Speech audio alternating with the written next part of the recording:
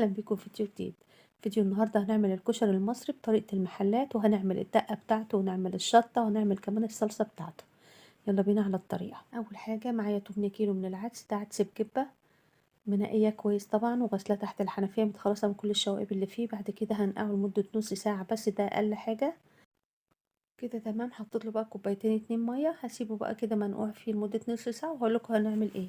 هنجيب برضو حله تانية كده صغيره، وده الحمص بتاعنا منقيه كويس برضو، هنقعه برضو في الحله لمده نص ساعه زي ما احنا متعودين كده. اي بقوليات لازم ننقعها اقل حاجه نص ساعه عشان نتخلص من الماده الضاره اللي فيها، عشان برضو ما نتعبش القولون كده. تمام، هنقعه بقى واسيبه كده جنبي نص ساعه، وبعد كده هغليه على النار لحد ما يستوي هو والعدس ابو جبه كده. تمام، هنحطه بقى على النار لحد ما يستوي معانا خالص. بتعرفي اذا كان استوى معاكي ازاي؟ بتمسكيه كده بتضغطي عليه، بتبقى طريه معاكي وفي نفس الوقت القشره بتطلع منه كده. خلاص